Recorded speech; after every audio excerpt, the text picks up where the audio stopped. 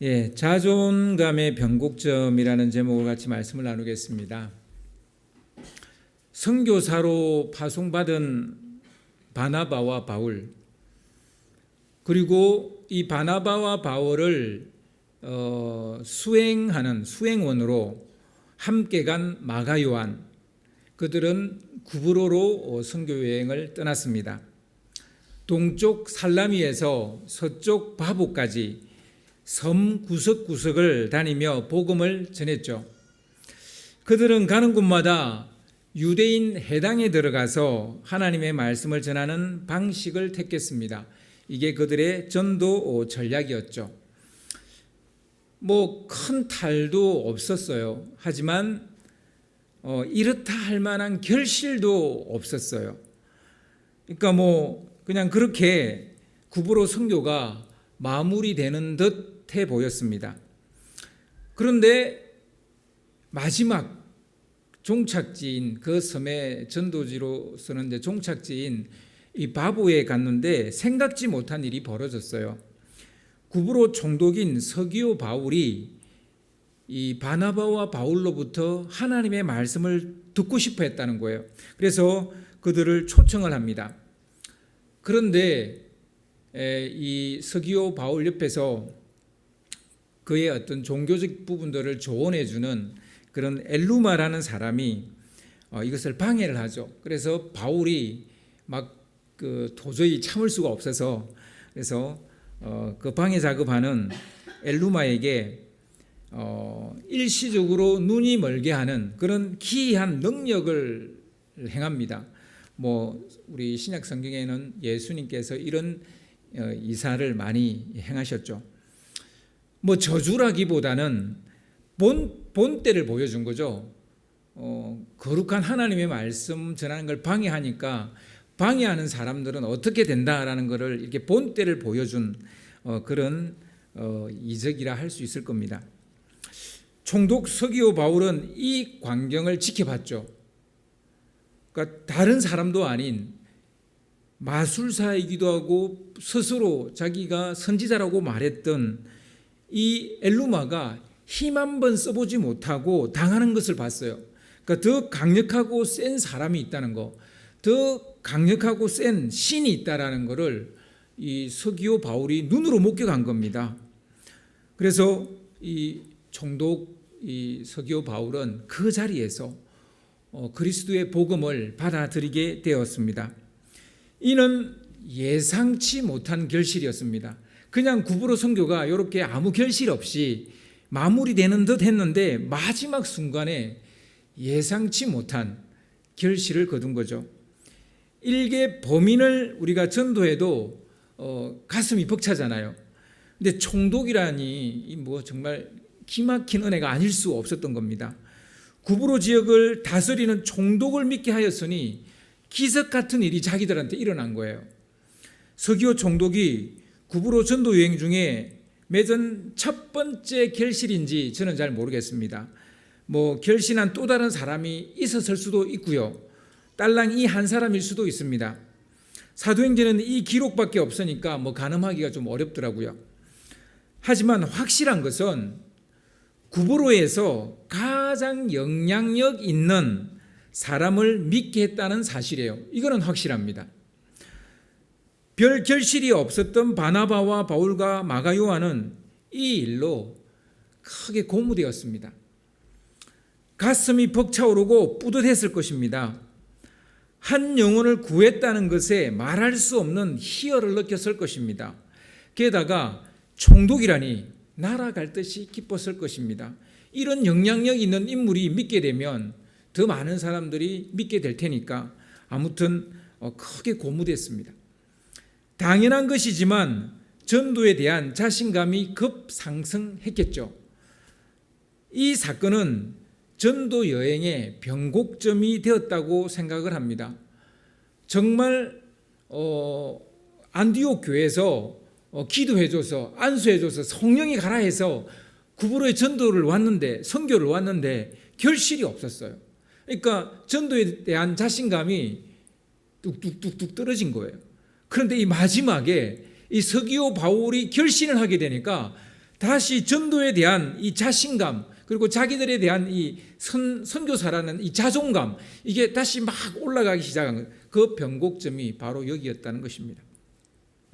지금까지 지지부진했던 전도 여행으로 말미암아 여기서 전도 여행을 끝내야 하나, 뭐 구부로는 다 전도했으니까 더 뭐 다른 곳으로 가봐야 되나, 뭐 그런 고민했을 겁니다. 그런데 생각지 못한 수확을 거둔 것입니다. 총독의 결신은 전도자들에게 자신감의 변곡점이 되었을 뿐만 아니라 자존감의 변곡점이 되었을 것입니다. 그래서 우리 흔히 이런 말 많이 하잖아요. 작은 성공을 경험해야 큰 성공을 할 수 있다. 그래서 우리 작은 성공을 경험해야 돼요. 그 작은 것이라는 게 정말 작은 거일 수 있습니다. 그러니까 뭐 아침에 내가 7시에 일어나기로 했다 그러면 7시에 일어나는 거예요. 내가 아침에 6시에 일어나기로 했다 그러면 6시에 일어나는 거예요. 내가 아침에 운동을 해야 되겠다 그러면 운동을 뭐 정말 뭐 한 2,000보 걷더라도 해보는 거예요. 이렇게 작은 성공들, 내가 오늘부터 뭐 책을 한 10페이지씩이라도 읽겠다 그러면 읽어보는 거예요. 이런 작은 성공들이 우리에게 자신감과 자존감을 이제 높여주는 거죠. 누구나 하는 일에서 계속 결과를 내지 못할 경우 깊은 고민에 빠지게 됩니다. 계속 해야 되나 말아야 되나. 새로운 일에 투자를 했는데 계속 돈만 꼬라박는다면 갈등이 생기겠죠. 여기서 투자하는 걸 멈춰야 되나, 아니면 더 믿고 밀어줘야 되나. 죽기 살기로 공부했는데 원하는 결과를 얻지 못했을 때, 게다가 이게 몇 번이고 이런 원하는 결과를 얻지 못하는 실패가 반복됐을 때 고민이 깊어질 수밖에 없죠. 자신감은 바닥을 치고 자존감도 끝모를 나락으로 떨어지게 됩니다. 그런데 끝없이 추락하던 자신감과 자존감의 이 포물선이 바닥을 치고 올라오는 성공 경험을 할 때가 있는 거죠. 바로 그 지점이 자존감의 변곡점입니다. 그래서 우리는 이런 변곡점을 만들어내야 돼요. 큰 것으로 만들어내는 게 아니라 작은 것으로 만들어내야 됩니다. 작은 하나 성공이 이제 완전히 내 자존감과 자신감을 올라가는 쪽으로 이렇게 바꿔주는 그런 역할을 할 수가 있는 거죠. 바나바와 바울 그리고 마가 요한은 자신감과 이 자존감을 회복했을 겁니다. 이 서기오 바울 총독이 믿게 되는 것으로 말미암아 자신감과 자존감이 회복이 됐을 거예요. 처음에 출발했을 때 그 열정과 그 뜨거운 마음이 다시 회복이 됐을 거예요. 이게 일반적인 그림이에요. 그러니까 당연하지 않겠어요? 사람이면 당연한 겁니다. 이게 일반적인 그림이니까 당연히 그렇게 되겠죠.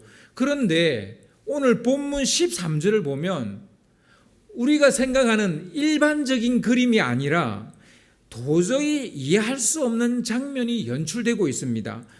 흥분과 감격 그리고 이 상승 분위기에 찬물을 끼얹는 그런 일이 벌어졌어요. 그래서 여러분 13절을 좀 띄워주세요. 여러분 13절을 보시면, 오늘 본문 13절을 보시면 바울과 및 동행하는 사람들이 바보에서 배 타고 밤빌리아에 있는 버가에 이르니 요한은 그들에게서 떠나 예루살렘으로 돌아가고, 요한이 그들에게서 떠나 예루살렘으로 돌아가 버렸대요. 수행원이 도움을 주고 신변 보호를 해줘야 될 수행원이 돌아가 버렸어요. 원팀의 이 하나의 팀이었는데 이 원팀의 깊은 상체기를 내고 떠나버린 겁니다. 아무리 읽어도 이해되지 않아요. 지금 분위기는 상승 분위기예요. 지금 분위기는 뭔가 변곡점을 돌아섰어요. 바닥을 치고 올라가는 분위기예요. 아무리 생각해도 어째서 이런 식으로 전개되었는지 알 수가 없어요. 도대체 마가 요한은 무엇 때문에 선교여행을 포기해버리고 돌아가 버렸을까요? 분위기가 지금 계속 절망적인 분위기로 가는 것도 아니고 돌아섰는데, 서로 고무되어서 한 덩어리가 되어서 막 어깨춤을 추면서 그래야 되는 게 이게 마땅한 분위기인데 그게 맞잖아요. 그런데 마가 요한이 이런 방구도 없이 그들에게서 떠나 예루살렘으로 돌아가 버린 거예요. 원래 계획이 그랬을까요? 구부로까지만 우리 이번 선교는 구부로까지만 가자, 뭐 그런 계획을 세웠을까요?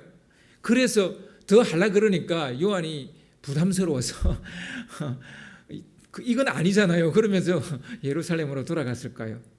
그런 것 같지는 않습니다. 분명 뭔가 문제가 생긴 게 맞습니다. 뭔가 문제가 생긴 거예요. 바울은 마가 요한의 이 돌발 행동을 고운 시선으로 바라볼 수가 없었어요. 바라보지 않았어요. 그렇다면 구보로만 선교하자, 이건 아니었다라는 걸 알 수 있죠. 그랬다면 그래, 그 원래 계획을 했으니까 뭐 너는 그럼 돌아가라, 뭐 이렇게 될 수가 있는데, 바울은 이 마가 요한에 대해서 굉장히 이 부정적으로 생각하고 이 마가 요한에 대한 부정적인 꼬리표를 딱 붙여버립니다.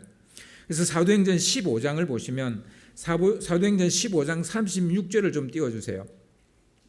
2차 전도 여행을 떠나려는 그런 시츄에이션입니다. 그런 상황입니다. 며칠 후에 바울이 바나바더러 말하되 우리가 주의 말씀을 전한 각 성으로 다시 가서, 여기서 주의 말씀을 전한 각 성은 1차 전도 여행지를 말하는 거죠. 다시 가서 형제들이 어떠한가 방문하자 하고, 그러니까 바울이 2차 전도 여행을 가자고 바나바에게 제안을 했습니다. 바나바가 제안한 게 아니라 바울이 제안을 했어요. 이 제안에 대한 바나바의 반응은 즉각 예수로 답을 합니다. 그래서 사도행전 15장 37절을 보시면요, 37절을 띄워주세요. 바나바는 마가라는 요한도 데리고 가고자 하나, 가겠다는 거예요. 그런데 한 가지 바나바도 제안을 합니다. 마가 요한을 데리고 가자는 거예요. 1차 전도 여행 때 도중에 포기하고 돌아가 버린 이 요한을 데리고 가자는 거예요. 바울의 입장에서 이 마가 요한은 누굽니까? 무단 이탈자예요. 선교 여행 중에 무단 이탈자예요. 나약하고 정신도 약하고 마음도 약하고 그런 사람. 바울의 반응이 궁금하죠. 38절에 나옵니다. 15장 38절에 보면 바울은 밤빌리아에서 자기들을 떠나 함께 일하러 가지 아니한 자를 데리고 가는 것이 옳지 않다 하여, 이게 바울의 반응입니다. 옳지 않, 저런 사람 데리고 가는 거 옳지 않다는. 바울은 1차 전도 여행 중에 갑자기 떠나버린 마가 요한의 행태가 매우 잘못됐다고 생각하는 그런 사람이에요. 바울의 답변은 저런 무책임한 사람을 데리고 갈 수 없다. 이게 바울의 답변이에요. 이 일로 바나바와 바울은 심히 다투게 되고 피차 갈라서게 됩니다. 그래서 39절 41절을 보면요, 15장 39절 41절을 보면 서로 심히 다투어 피차 갈라서니 바나바는 마가를 데리고 배 타고 구브로로 가고 바울은 실라를 택한 후에 형제들에게 주의 은혜의 부탁함을 받고 떠나 수리아와 길리기아로 다니며 교회들을 경고하게 하니라.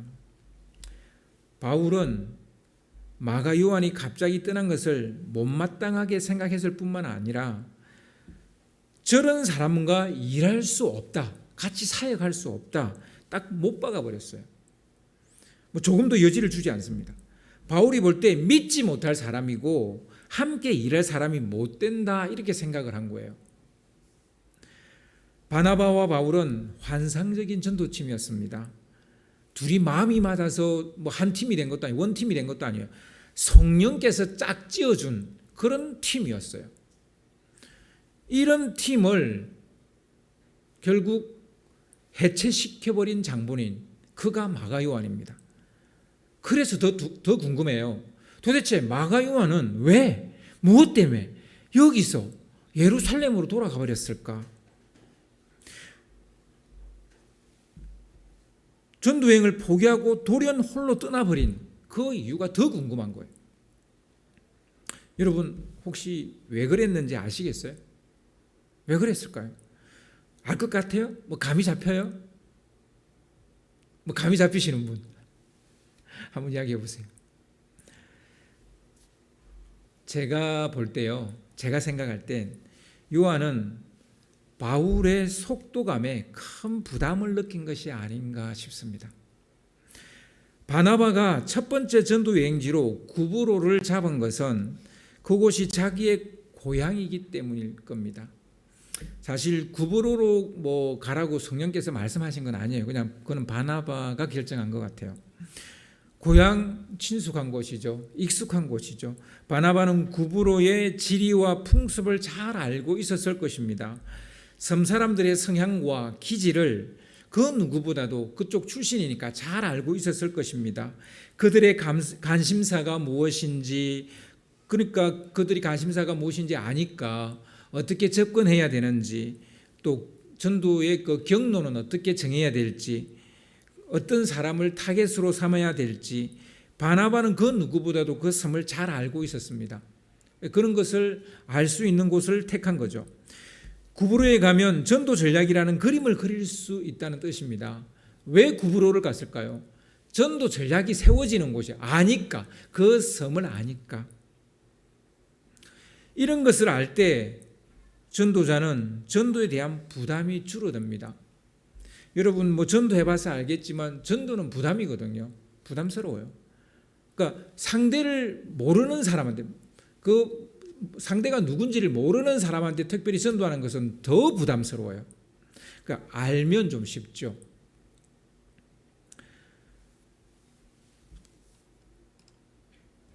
모르긴 해도 저는 바나바가 첫 번째 전도지로 구브로를 선택한 것이 10분 이해가 됩니다. 저 같아도 좀 아는 곳을 가서 전도하지 아예 모르는 곳에 가서 전도하기는 쉽지 않을 것입니다.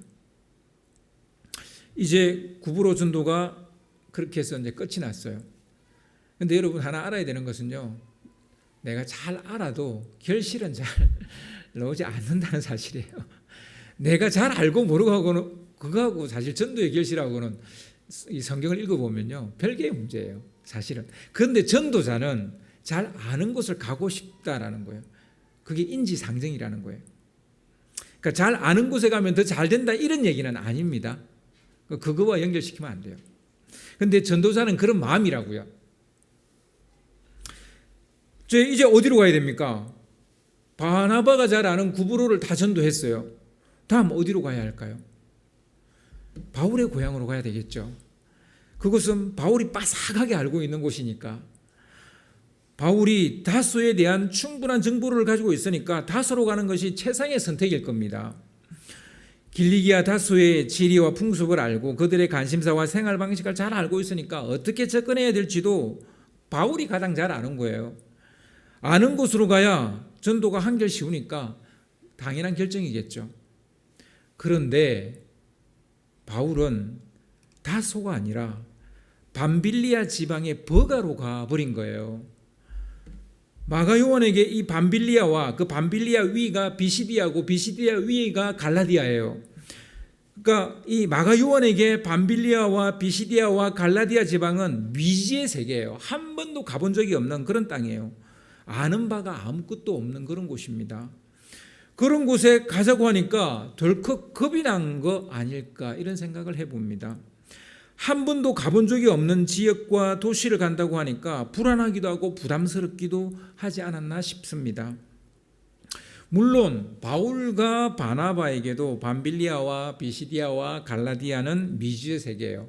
그들도 가본 적이 없는 땅이에요. 그러나 바울은 바로 그런 곳으로 가서 복음을 전해야 한다는 주의입니다. 그러니까 아무도 안 간 곳, 우리가 모르는 곳, 그곳에 가서 복음을 전해야 그게 선교지. 이게 바울이 주장하는 바입니다. 그러나 마가 요한의 생각은 달랐던 것 같아요. 잘 알지 못하는 지역보다 잘 아는 지역부터 가서 차근차근 전도하자. 이게 마가 요한의 주장입니다. 그런 주의입니다. 여러분 생각에 누가 옳다고 생각합니까? 누가 옳은 것 같아요? 이건 옳고 그름의 문제가 아닌 거예요. 속도의 차이일 뿐입니다. 속도의 차이. 바울은 프론티어 정신, 개척자의 정신이 강했어요. 미개척지를 가고자 했습니다. 아직까지 복음이 전파되지 않은 곳에, 교회가 세워지지 않은 곳에 가려 했습니다. 이후에 바울은 계속 이것을 지향합니다. 바울은 다수에서 10년가량 사역을 했는데 손에 잡히는 결과를 얻지 못했어요. 그런 곳에 가느니 차라리 한 번도 가본 적이 없는 곳에 가서 복음을 전하고 싶었던 것 아닌가, 그런 생각을 해볼 수 있습니다. 그러나 마가 요한의 입장에서 볼 때 이건 너무나 충동적이고 무모한 짓이라고 본 것입니다. 믿는 구석도 없이 무조건 갈 수는 없는 거 아니냐, 그게 마가 요한의 생각이었던 것 같습니다. 마가의 눈에 바울의 주장은 뻥개불에 콩 튀겨 먹는 것처럼 보이는 거예요. 그게 가능합니까? 뻥개불에 콩을 튀겨 먹을 수 있어요? 그런 것처럼 보이는 거예요. 알지도 못하는 곳에 가서 누구한테 전도한다는 거야? 이런 생각이 마가 요한의 생각이 아니었나, 이런 생각을 해볼 수 있죠. 아마 바나바는 두 사람의 차이를 알았을 겁니다. 그래서 아마 중재도 몇 번 했을 거예요. 그러나 소용이 없었습니다. 이미 마가 요한은 바울의 속도감에 질렸어요. 눌렸어요. 이미 마가 요한은 바울의 적극성과 과격성에 진이 빠졌는지도 모릅니다. 앞뒤 가리지 않는 그의 전투적인 성향에 혀를 내두르며 손사래를 쳤는지도 모르겠습니다. 한마디로 속도의 차이를 마가 요한이 극복을 못한 것 아닌가, 저는 그렇게 보입니다. 마가 요한은 그냥 조용히 그냥 떠나기로 한 거예요. 바울에게 너무 충동적이니 무모하니 이런 말 해봤자 입만 아프니까, 그리고 설득도 될 것 같지도 않고, 그러니까 그냥 조용히 자기가 떠나는 걸로 그렇게 결정한 게 아닌가 싶습니다. 바나바와 갈라스는 바울의 2차, 3차 전도 여행의 동선을 보면요, 바울은 거의 빛의 속도로 선교를 해요. 그러니까 한 곳에 오래 머무르지 않았고요, 또 오래 머무를 수가 없었어요. 왜냐하면 바울의 전도 스타일이 굉장히 전투적입니다. 그러니까 가는 곳마다 트러블이 생기는 거예요. 그의 가격함과 적극성이 순식간에 믿는 자들을 얻기도 했지만, 반면 반대자들도 양산을 하는 거예요. 그러니까 두 가지 양상이 항상 나타나는, 바울의 선교 여행기는 항상 이렇습니다. 정말 한순간에 믿는 사람들이 막 생겨요. 그런데 반면 반대자들이 벌떼같이 또 일어나는 거예요. 그러니까 그 도시 오래 머물 수가 없는 거예요. 이 반대자들이 바울을 쳐서 죽이려 하니까. 에베소와 고린도를 빼고는요, 거의 대부분의 도시에서 한 달 이상을 체류하지 못합니다. 체류하는 경우가 거의 없어요. 그런데요, 우리가 이제 이 에베소와 고린도를 잘 봐야 되는데, 바울이 이제 이후로 약간 바뀌게 돼요. 그 바뀐 게 뭐냐면 바로 이 에베소와 고린도입니다. 에베소에서 3년 동안 그 두란노에서 목회를 합니다. 그리고 고린도에서는 1년 반을 머물게 됩니다. 그러니까 바울이 속도를 조절하기 시작했다는 거예요. 그는 분명히 빛의 속도로 다니는 사람이에요. 그런데 어느 순간 바울도 이 속도 조절을 하기 시작했다는 것을 알 수 있습니다. 그러나 그의 이 빛의 속도는 여전히 남아 있습니다. 사라진 건 아니에요. 그러나 속도 조절을 하기 시작했다는 거, 그걸 우리가 알 수 있죠. 저는 마가 요한이 사실 이해가 됩니다. 바울의 속도감에 눌릴 수밖에 없죠. 저에게는 나이 차이가 좀 나는 큰 누나가 있습니다. 저와 비슷한 시기에 예수님을 믿게 됐어요. 그러니까 서로가 서로에게 영향을 줘서 예수님을 믿은 건 아니고요. 저희 누나는 인천에 살았고 저는 통영에 있었으니까 서로 다른 곳에 살고 있었고, 또 저희 누나는 결혼을 했고 저는 그때 이제 고등학생이었고, 그러니까 서로 만나서 이야기할 수 있는 어떤 그런 것도 없었고, 아무튼 근데 비슷한 시기에 예수님을 믿게 됐어요. 저는 저의 개인의 문제로, 우리 큰 누나는 큰 누나의 개인의 문제로, 우리 매형이 간경화가 와가지고 직업 군인이었는데 그때 이제 하나님을 알게 됐고 예수를 믿게 됐고 그렇게 됐고, 저는 이제 개인적으로 대학이 너무 가고 싶어서 신학대학을 가게 됐고 서로 다릅니다. 그런데 여러분 저를 보시면 저는 굉장히 좀 너긋하죠. 여러분 보기에 온유해 보입니까? 저 약간 온유한 스타일이에요. 아니기도 하지만 그런 스타일이에요. 근데 저희 누나는 정반대예요. 굉장히 성격과 성향이 적극적이고 가격해요. 뭘 하든 끝장을 보는 그런 스타일입니다. 그래서 저희 어머니 말을 빌리자면 산에 나무를 하러 가면요, 나무를 얼마나 많이 하는지 욕심이 많아가지고 이걸 이고 오질 못하다가 조금 이고 오다가 결국은 저희 엄마한테 와서 나무 한 거 이고 와야 된다고 이야기해서 결국은 들고 오는 그런 스타일이에요. 욕심도 많고 막 이런 스타일이에요. 예수님을 믿자 말자 밤샘 기도, 금식 기도, 밥 먹듯이 하는, 그리고 뭐 방언에 방언 통역에 뭐 영서까지 쓰는 그런 많은 은사들을 받았어요. 거의 교회에서 먹고 자고 하는 이런 스타일입니다. 그런데 그것도 심히 차지 않았는지 신학을 공부해서 매형과 함께 목사가 됐어요. 저희 누님이 있다는 것도 여러분 처음 들었고, 누님이 목사가 됐다는 것도 여러분 처음 들었죠. 매형도 목사예요. 개척을 3번이나 했어요. 개척을 했는데 잘 안 되니까 또 접어버리고 또 좀 쉬었다가 또 개척했다가 또 접어버리고 또 개척을 3번이나 했어요. 그래서 참 대단하다 그래요, 저는 항상. 그리고 매형을 혼자 두고 필리핀 선교사로 또 나갔어요. 3번째 교회도 이제 내려놓고. 필리핀에서 사역할 때에 그때가 이제 코로나가 왔을 때예요. 이 코로나 와가지고 같이 사역하던 젊은 선교사가 있었는데, 이 젊은 남자 선교사인데 이 필리핀에서 코로나가 걸려가지고 그 젊은 선교사가 죽었어요. 그리고 저희 누나도 걸려가지고 거의 죽다 살아났어요. 뭐 약도 없고 아무것도 없는 그 필리핀에서. 그래가지고 거의 죽다가 이제 3년 만에 들어왔어요. 들어왔는데 이제 지금은 이제 필리핀에 교회를 세운다고 막 선교 후원금을 모으러 다니고 막 그거에 또 요즘 미쳐 있습니다. 저는 저희 누나와 이야기를 나누면 그냥 저도 모르게 질려요. 눌려요. 저는 정말 우리 누나의 신의 끈도 맬 수 없는 그런 사람입니다. 그 적극성과 가격성에 주눅이 드는 거예요.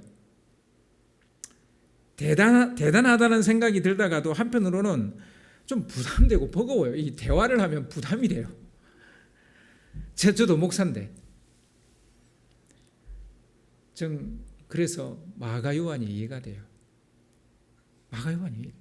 여러분, 이 속도의 차이에서 우리는 부담을 느낄 수 있습니다.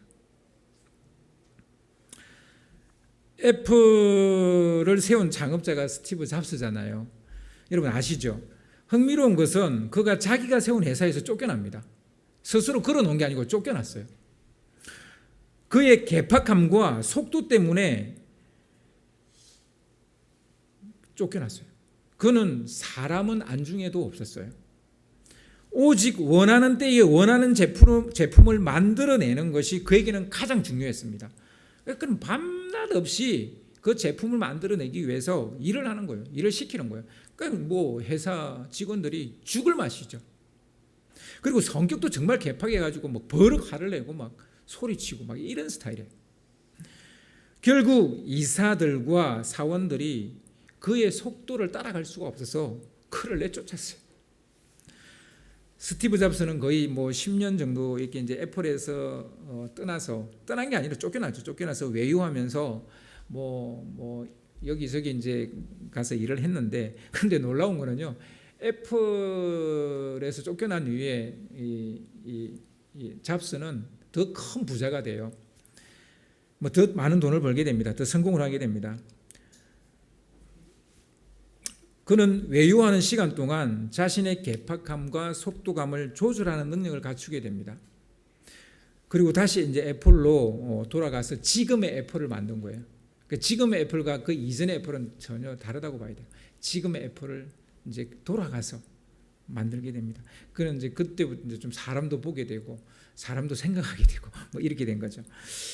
우리는 속도 차이 때문에 힘들어합니다. 부부 사이도 속도가 다르죠. 저하고 저희 집사람이 이제 달리기도 같이 하고 자전거도 같이 타요. 근데 전 남자고 뭐 집사람 여자니까 달리기를 하면 속도가 같겠어요, 다르겠어요? 다르죠. 그렇죠. 그리고 자전거도 마찬가지예요. 속도가 다를 수밖에 없어요. 근데 제가 아직까지 저희 집사람 옆에 붙어 있는 이유가 뭘까요? 속도를 맞추는 거예요.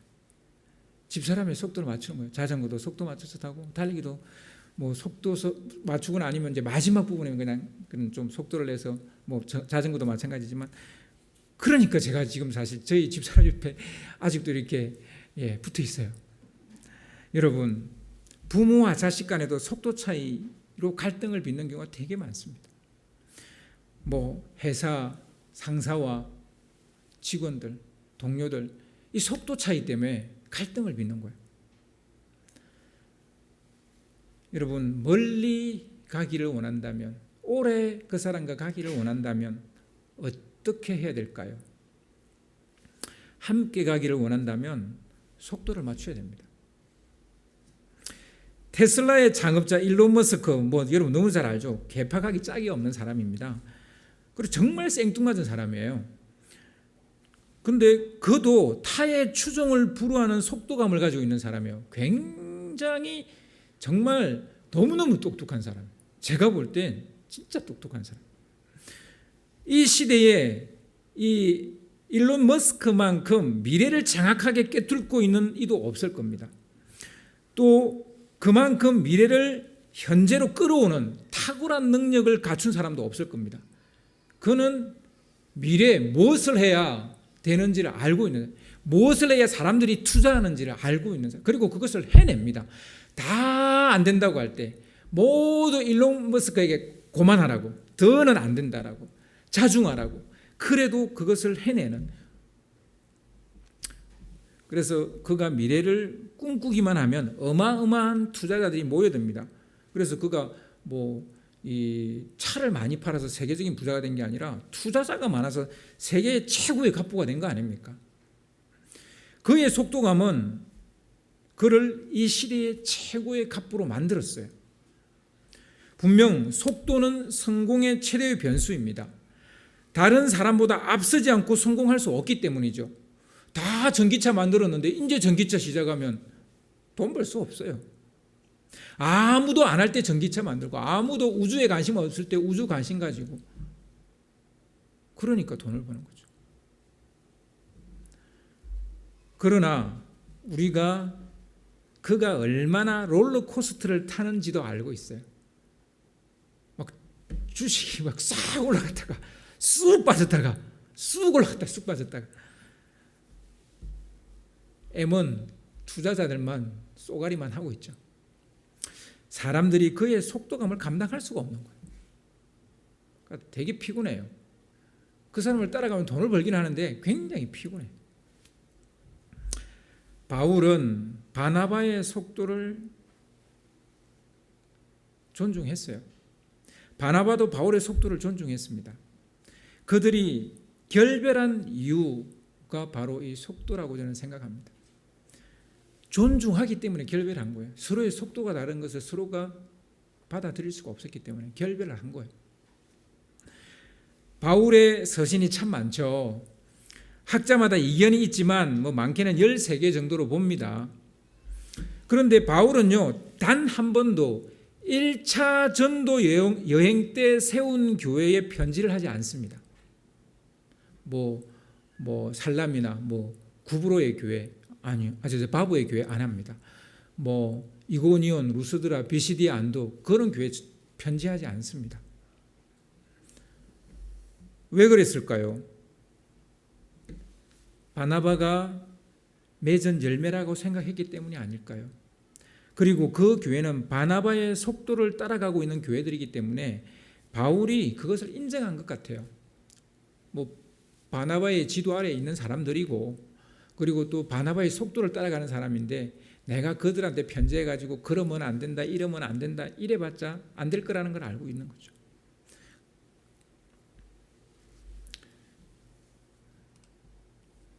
나중에 이 바울은 다시 마가를 받아들이고 인정하게 되죠.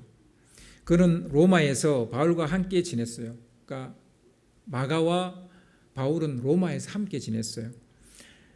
바울은 골로새 교회 성도들에게 마가를 기쁨으로 영접하라 이렇게 부탁했습니다. 그러니까 로마에 있을 때 바울은 감옥에 갇혀 있으니까 마가에게 네가 나를 대신해서 골로새에 좀 갔다 와라 이렇게 한 거죠. 그때 마가를 믿었으니까 보내는 거 아니겠습니까? 그 후 마가는 성숙한 신앙인이 또한 마가도 이제 성숙한 신앙인이 되었고요. 아리스다고와 유스도와 함께 하나님 나라를 위한 동력자가 되었고요. 바울은 마가에게서 진정한 위로를 받았다라는 내용이 골로새서 4장 10절에서 11절에 나옵니다. 그리고 사도 바울이 로마 감옥에 두 번째 투옥되었을 때 바울은 마가를 그리워하며 디모데에게 마가를 데려올 것을 부탁을 합니다. 그를 가리켜 나의 일에 유익한 자다라고 이렇게 말했죠. 디모데후서 4장 11절에 나옵니다. 그러니까 바울도 빛의 속도로 다니는 사람, 약간 일론 머스크 같은 이런 사람이에요. 그런데 결국 바울도 바뀌어요. 약간 속도 조절을 합니다. 그리고 마가 요한도 바뀌어요. 바울을 인정합니다. 그런 속도도 필요하다는 것을. 누구나 각자의 속도가 있습니다. 속도 차이를 인정해야 됩니다. 사업이나 일이나 사역은 속도감이 있어야 됩니다. 성공을 위해서는 속도는 피할 수 없는 성공의 비결입니다. 하지만 좋은 인간관계와 행복한 삶을 추구한다면 속도 조절을 할 수 있어야 됩니다. 할 수만 있다면 이 두 마리 토끼를 다 잡았으면 좋겠습니다. 그러나 스티브 잡스는 말년에 암이 걸려서 이제 그가 죽기 전에 이런 말을 했어요. 가족과 함께 하지 못한 것이 가장 후회가 된다. 그가 애플이라는 이 시대의 최고의 회사를 세웠지만 그가 후회한 것은 가족이라는 거예요. 가족과 함께 하지 못한 시간들을 후회를 하는 거예요. 애플이 앞으로 어떻게 될까? 이거를 걱정한 게 아니라 가족과 함께 하지 못한 것을 후회했다는 거죠. 가족과 다른 속도로 살았다는 것을 인정한 얘기죠.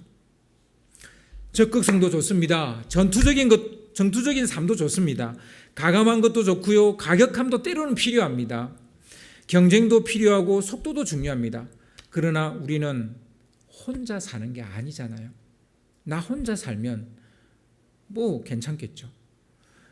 우리는 더불어 삽니다. 함께 삽니다. 그러려면 속도 조절을 해야 되는 것이죠. 마가 요한의 자신감과 자존감을 떨어뜨린 사람은 다름 아닌 바울이었는지도 모릅니다. 바울의 너무 빠른 속도가 마가 요한의 자신감과 자존감을 떨어뜨리니까 그냥 거기서 돌아서 예루살렘으로 가버리는 거예요. 마가 요한의 돌발적인 행동의 원인 제공자는 바울이었다는 거죠. 그러나 바울은 한동안 이런 사실을 몰랐던 것 같아요. 그러니까 바나바와 이렇게 갈랐을 때까지도 몰랐던 것 같아요. 마가 요한의 자신감과 자존감이 떨어진 변곡점은 바울의 지나친 속도감이었다는 겁니다. 하지만 바울의 자신감과 자존감이 올라간 변곡점도 이 속도였다는 거예요.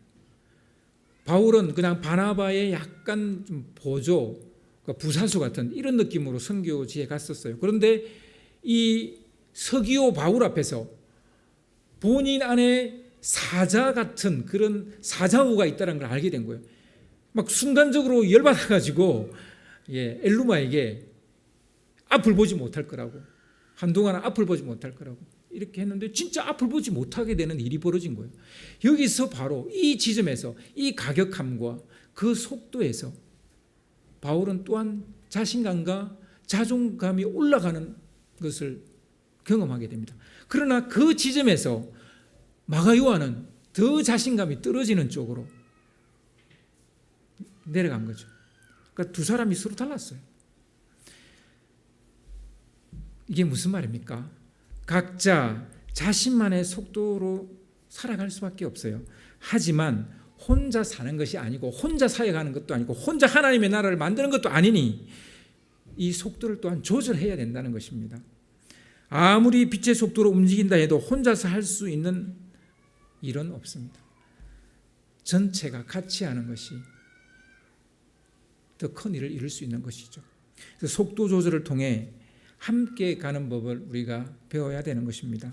혹시 자신감과 자존감이 떨어지는 변곡점에 있다면 속도의 차이에 부담감을 갖지는 않았는지 여러분 곰곰이 한번 생각해 보시기 바랍니다. 여러분 제가 누누이 하는 얘기 중에 하나인데 나 혼자 천걸음을 갈 것인지 천명과 함께 한 걸음을 갈 것인지, 저는 둘 다 필요는 하다고 봅니다. 뭐 둘 중에 하나를 꼭 선택해야 되는 것도 아닙니다. 세상사가 꼭 그런 것도 아니에요. 그러나 이 두 가지를 다 고민은 하면서 살아야 된다는 거예요. 때로는 혼자서 천걸음 가야 될 때도 있고요. 때로는 천명과 함께 한 걸음을 가야 될 때도 있는 겁니다. 그러니까 뭐가 옳으냐 이걸 묻지 마세요. 인생은 옳고 그름의 문제가 아니고 그냥 선택의 문제일 뿐입니다. 그래서 때로는 이걸 선택하고 때로는 저걸 선택할 수 있는 겁니다. 그때의 가장 현답을 찾으면 되는 거예요. 그것이 우리에게 필요한 것입니다. 그래서 여러분만의 속도를 버리라는 얘기를 제가 하는 게 아니에요. 여러분의 속도를 가지세요. 하지만 때로는 속도 조절을 하세요. 이것이 오늘 말씀이 주는 우리의 지혜가 아닌가 이런 생각을 해봅니다.